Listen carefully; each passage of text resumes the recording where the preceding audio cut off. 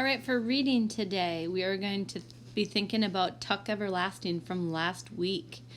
We are working on analyzing text structure for fiction, and we're using the book Tuck Everlasting. So I want you to think, who are the characters we've met in Tuck Everlasting so far?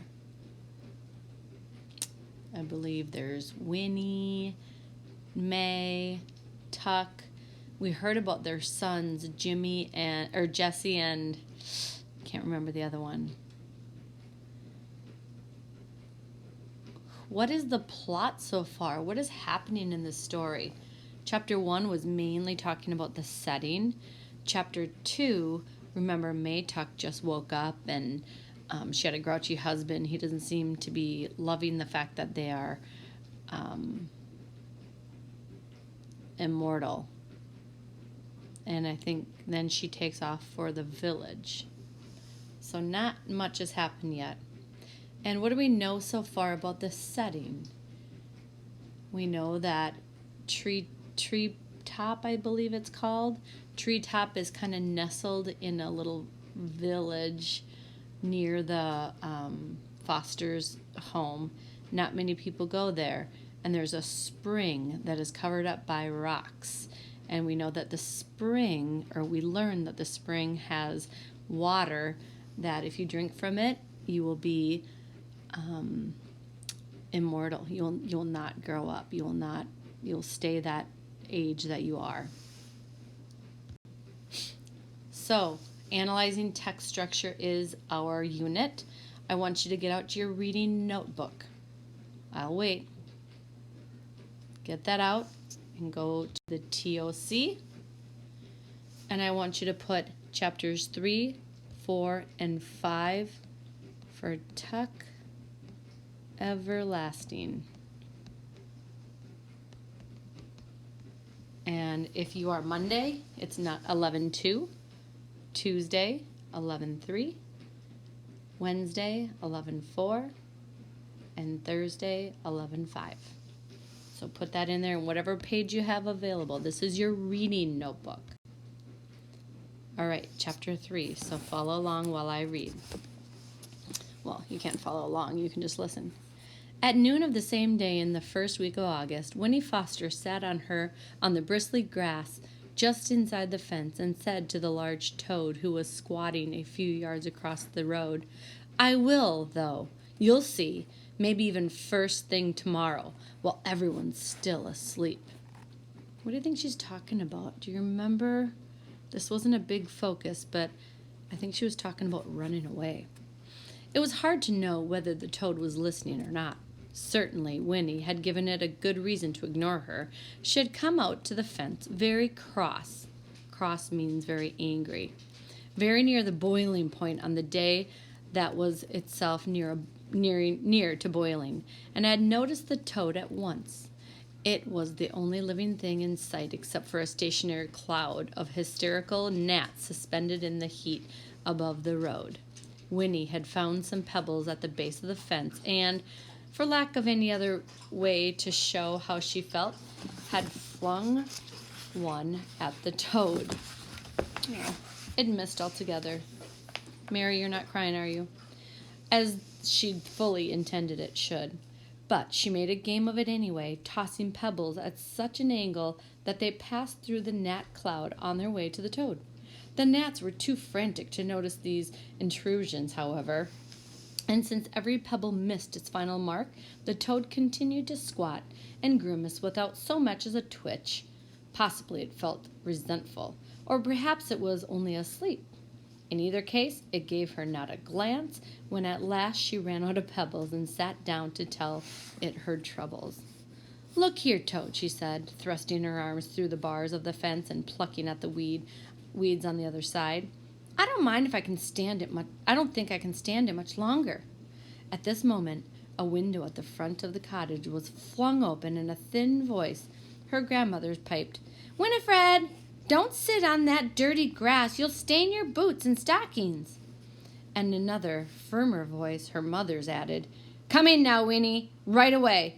You'll get heat stroke out there on a day like this, and your lunch is ready." "See," said said Winnie to the toad. "That's just what I mean. It's like that every minute. If I had a sister or brother, there'd be someone else for them to watch. But as it is, there's only me. I'm tired of being looked at all the time. I want to be by myself for a change." She leaned her forehead against the bars, and after a short silence went on in a thoughtful tone. "I'm not exactly sure what I'd do, but something interesting, something that's all mine, something that would make some kind of difference in the world. It'd be nice to have a new name to start with, one that's not all worn out from being called so much. And I might even decide to have a pet, maybe a big old toad like you, that I could keep in a nice cage with lots of grass and—" At this, the toad stirred and blinked. It gave a heave of muscles and plopped its heavy mud ball of a body a few inches farther away from her. "I suppose you're right," said Winnie. "Then you'd be just the way I am now. Why should you have to be cooped up in a cage, too? It'd be better if I could be like you, out in the open and making up my own mind. Do you know they've hardly ever let me out of this yard all by myself? I'll never be able to do anything important if I stay in here like this. I expect I'd better run away." She paused and peered anxiously at the toad to see how it would receive this staggering idea, but it showed no signs of interest. "You think I wouldn't dare, don't you?" she said accusingly. "I will, though. You'll see. Maybe even first thing in the morning, while everyone's still asleep." I stopped there because in your reading notebook, I want you to tell me what you're thinking about the story so far. After the sentence, "You'll see, just wait till morning." I want you to write in your notes, what are you thinking about the story so far? It doesn't have to be a lot.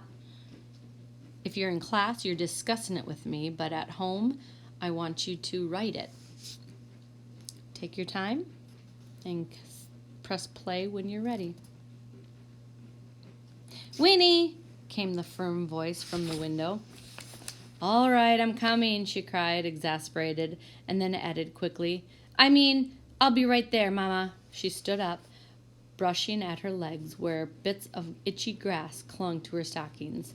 The toad, as if it saw that their interview was over, stirred again, bunched up, and bounced itself clumsily off toward the wood. Winnie watched it go. "Hop away, Toad," she called after it. "You'll see. Just wait till morning." Chapter 4. At sunset of the same long day, a stranger came strolling up the road from the village and paused at the Fosters' gate. Winnie was once again in the yard, this time intent on catching fireflies, and at first she didn't notice him. But after a few moments of watching her, he called out, "Good evening." He was remarkably tall and narrow, this stranger standing there. His long chin faded off into a thin, apologetic beard, but his suit was a jaunty yellow that seemed to glow a little in the fading light. A black hat dangled from one hand, and as Winnie came toward him, he passed the other through his dry, gray hair, settling it smoothly. "Well, now," he said in a light voice, "out for fireflies, are you?" "Yes," said Winnie. "A lovely night to do on a summer evening," said the man richly. "A lovely entertainment. I used to do it myself when I was your age. But of course, that was a long, long time ago." He laughed, gesturing in self-deprecation with long, thin fingers. His tall body moved continuously. A foot tapped, a shoulder twitched, and it moved in angles, rather jerkily. But at the same time, he had a kind of grace, like a well-handled marionette. Indeed. Do you know what a marionette is? Like one of those puppets that are on a wooden piece connected with string. Indeed, he seemed almost to hang suspended there in the twilight. But Winnie, though she was half charmed, was suddenly reminded of the stiff black ribbons that had hung on the door of the cottage for her grandfather's funeral. She frowned and looked at the man more closely, but his smile seemed perfectly all right, quite agreeable and friendly. Is this your house? Asked the man, folding his arms now and leaning against the gate. Yes, said Winnie. Do you want to see my father? Perhaps in a bit, said the man, but I'd like to talk to you first. Have you and your family lived here long? Oh, yes, said Winnie. We've lived here forever. Forever, the man echoed thoughtfully. Now in your notebook again, I want you to write a couple sentences. What are you thinking about the story so far? After the sentence, forever, the man echoed thoughtfully. What are you thinking? Pause the video now. Hopefully you wrote about what you think is happening. Forever, the man echoed thoughtfully. It was not a question, but Winnie decided to explain anyway. Well, not forever, of course, but as long as they've been any people here.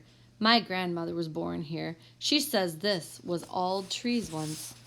Just one big forest everywhere around, but it's almost cut down now, except for the wood. I see, said the man, pulling at his beard.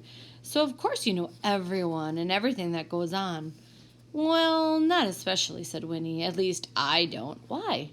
The man lifted his eyebrows. Oh, he said, I'm looking for someone, a family. I don't know anybody much, said Winnie with a shrug, but my father might. You could ask him. I believe I shall, said the man. I do believe I shall. At this moment, the cottage door opened, and in the lamp glow that spilled across the grass, Winnie's grandmother appeared. Winifred, who are you talking to out there? It's a man, Granny, she called back. He says he's looking for someone. What's that? Said the old woman. She picked up her skirts and came down the path to the gate. What did you say he wants? The man on the other side of the fence bowed slightly. Good evening, madame, he said. How delightful to see you looking so fit. And why shouldn't I be fit? She retorted, peering at him through the fading light. His yellow suit seemed to surprise her, and she squinted suspiciously. We haven't met that I can recall. Who are you? Who are you looking for? The man answered neither of these questions. Instead, he said, This young lady tells me that you've lived here for a long time, so I thought you would probably know everyone who comes and goes. The old woman shook her head. I don't know everyone, she said, nor do I want to, and I don't stand outside in the dark discussing such a thing with strangers. Neither does Winifred. So, and then she paused, for through the twilight sounds of crickets and sighing trees, a faint, surprising wisp of music came floating to them, and all three turned toward the wood. It was a twinkling little melody, and in a few moments it stopped. My stars, said Winnie's grandmother, her eyes round. I do believe it's coming again. After all these years. She pressed her wrinkled hands together, forgetting the man in the yellow suit. Did you hear that, Winifred? That's it. That's the elf music I told you about.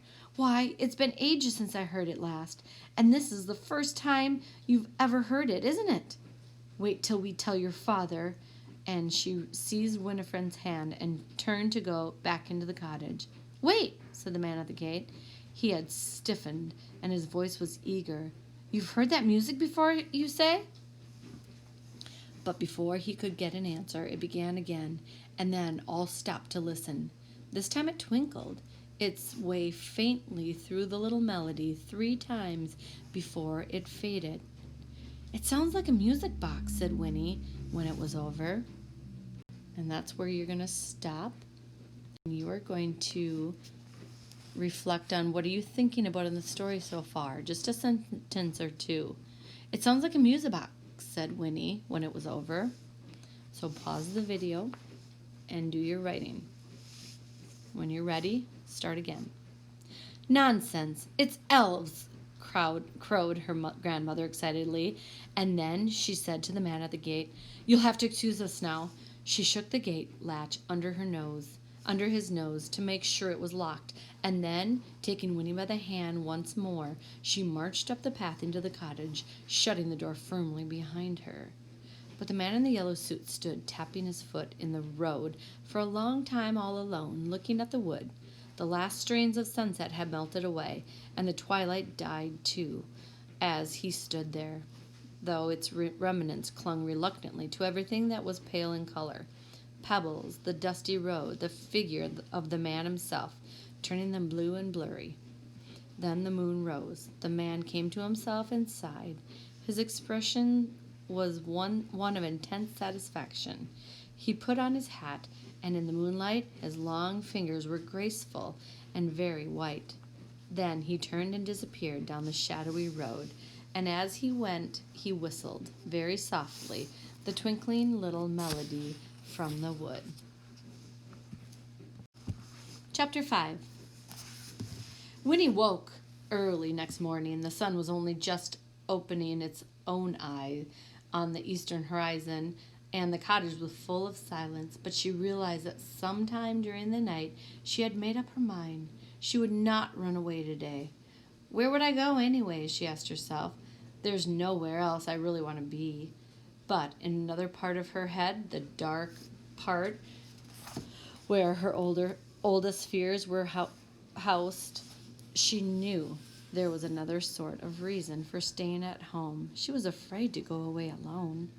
It was one thing to talk about being by yourself, doing important things, but quite another when the opportunity arose. The characters in the stories she read always seemed to go off without a thought or care. But in real life, well, the world was a dangerous place. People were always telling her so, and she would not be able to manage without protection. They were always telling her that, too. No one ever said precisely what it was that she would not be able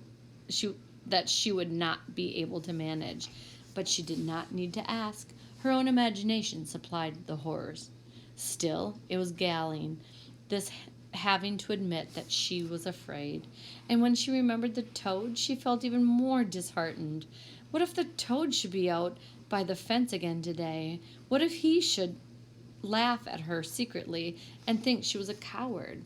Well, anyway, she could at least slip out right now, she decided, and go into the wood to see if she could discover what had really made the music the night before.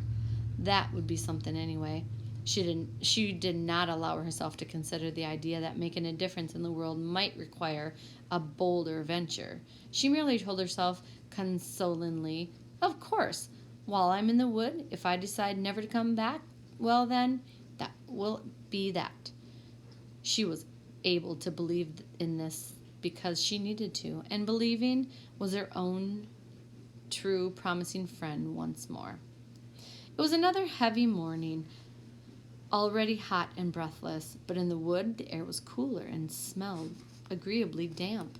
Winnie had been no more than 2 slow minutes walking timidly under the interlacing branches when she wondered why she had never come here before. "Why, it's nice," she thought with great surprise. Sorry about that. I needed to stop for the night because there was too much chaos going on in our house. All right, so here we go. For the wood was full of light, entirely different from the light she was used to. It was green and amber and alive, quivering in splotches on the padded ground, fanning into sturdy strips between the tree trunks.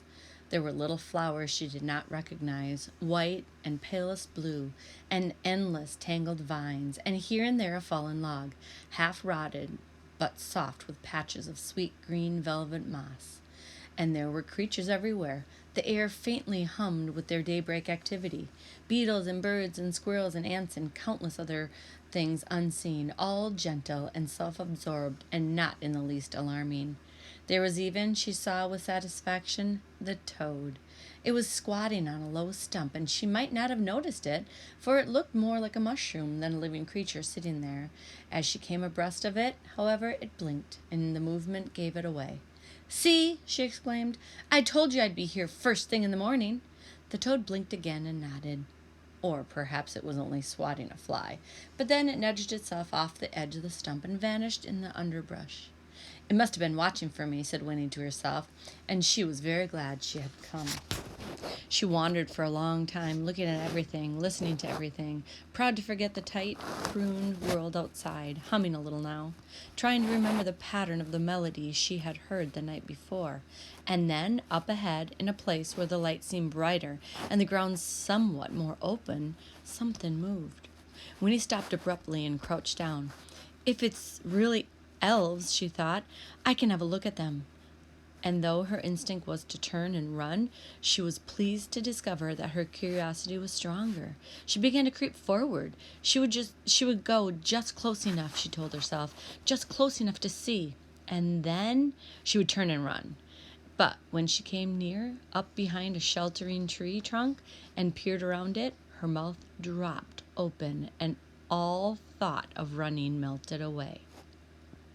There was a clearing directly in front of her, at the center of which an enormous tree thrust up. Its thick roots rumbled the ground 10 feet around in every direction. Sitting relaxed with his back against the trunk was a boy, almost a man, and he seemed so glorious to Winnie that she lost her heart at once. I'm going to repeat that sentence because this is what you're going to do. You're going to stop and record what you're thinking. And he seemed so glorious to Winnie that she lost her heart at once. What are you thinking so far in this story? Put this in your notebook. He was thin and sunburned, this wonderful boy, with a thick mop of curly brown hair, and he wore his battered trousers and loose, grubby shirt with as much self-assurance as if they were silk and satin. A pair of green suspenders, more decorative than useful, gave the finishing touch, for he was shoeless, and there was a twig tucked between the toes of one foot. He waved the twig idly as he sat there, his face turned up to gaze at the branches far above him. The golden morning light seemed to glow all around him, while brighter patches fell, now on his lean brown hands, now on his hair and face, as the leaves stirred over his head. Then he rubbed an ear carelessly, yawned and stretched, shifting his position. He turned his attention to a little pile of pebbles next to him.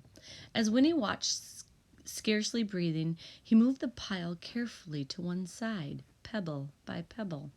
Beneath the pile, the ground was shiny wet. The boy lifted a final stone, and Winnie saw a low spurt of water arching up and returning, like a fountain, into the ground. He bent and put his lips to the spurt, drinking noisily, and then he sat up again and drew his shirt sleeve across his mouth. As he did this, he turned his face in her direction, and their eyes met. Again, I want you to stop and respond to that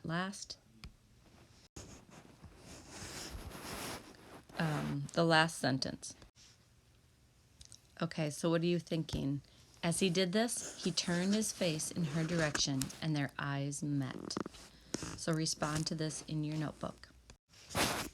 All right, continuing on with chapter 5. For a long moment they looked at each other in silence, the boy with his arm still raised to his mouth. Neither of them moved. At last his arm fell to the side. You may as well come out, he said with a frown. Winnie stood up, embarrassed, and because of that, resentful. I didn't mean to watch you, she protested as she stepped into the clearing. I didn't know anyone would be here. The boy eyed her as she came forward. What are you doing here? He asked her sternly. It's my wood, said Winnie, surprised by the question. I can come here whenever I want to. At least I was never here before, but I could have come any time. Oh, said the boy, relaxing a little. You're one of the Fosters, then. I'm Winnie, she said. Who are you? I'm Jess Tuck, he answered. How do? And he put out his hand. Winnie took his hand, staring at him. He was even more beautiful up close. Do you live nearby? She managed at last, letting go of his hand reluctantly. I never saw you before. Do you come here a lot? No one's supposed to. It's our wood. Then she added quickly, It's all right, though, if you come here. I mean, it's all right with me. The boy grinned. No, I don't live nearby, and no, I don't come here often. Just passing through, and thanks. I'm glad it's all right with you. That's good, said Winnie irreverently. Irreverently. Sorry, that word's not coming to me. She stepped back and sat down primly, a short distance from him. How old are you anyway? She asked, squinting at him. There was a pause. At last he said, Why do you want to know? I was just wondering, said Winnie. All right, I'm 104 years old, he told her solemnly. No, I mean really, she persisted. Well then, he said, if you must know, I'm 17. 17? That's right. Oh, said Winnie hopelessly. 17, that's old. You have no idea, he agreed with a nod. Winnie had the feeling he was laughing at her, but decided it was a nice kind of laughing. Are you married? She asked next. This time he laughed out loud. No, I'm not married. Are you? Now it was Winnie's turn to laugh. Of course not, she said. I'm only 10. But I'll be 11 pretty soon. And then you'll get married, he suggested. Winnie laughed again, her head on one side, admiring him. And then she pointed to the spurt of water. Is that good to drink? She asked. I'm thirsty. Jess Tuck's face was instantly serious. Oh, that? No, it's not, he said quickly. You mustn't drink from it. Comes right up out of the ground, probably pretty dirty. And he began to pile the pebbles over it again. But you drank some, Winnie reminded him. Oh, did you see that? He looked at her anxiously. Well, me, I'll drink anything. I mean, I'm used to it. It wouldn't be good for you, though. Why not? Said Winnie. She stood up. It's mine anyway, if it's in the wood. I want some. I'm about dry as dust. And she went to where he sat and knelt down beside the piles of pebbles. Believe me, Winnie Foster, said Jess, it would be terrible if you drank any of this water. Just terrible. I can't let you. Well, I still don't see why not, said Winnie. I'm getting thirstier every minute. If it didn't hurt you, it won't hurt me. If my papa was here, he'd let me have some. You're not going to tell him about this, are you? Said Jess. His face was gone, very pale under his sunburn. He stood up and put a bare foot firmly on the pile of pebbles. I knew this would happen sooner or later. Now what am I going to do? As he said this, there was a crashing sound among the trees. A voice called, Jess? Thank goodness, said Jess, blowing out his cheeks in relief. Here comes Ma and Miles. They'll know what to do. And sure enough, a big, comfortable-looking woman appeared, leading a fat old horse, and at her side was a young man almost as beautiful as Jess. It was May Tuck with her other son, Jess's older brother. And at once, when she saw the two of them, Jess with his foot on the pile of pebbles and Winnie on her knees beside him, she seemed to understand. Her hand flew to her bosom, grasping at the old brooch that fastened her shawl, and her face went bleak. Well, boys, she said, here it is. The worst is happening at last. What do you think that means, the worst is happening at last? Now, in your notebook as well, I want you to tell me, I only put 4 plot events, but you can have many more plot events. What's happening in the story so far? Remember, that's the plot, the events in the story. So what's happening? Record this in your notebook and we will discuss it when you come to English.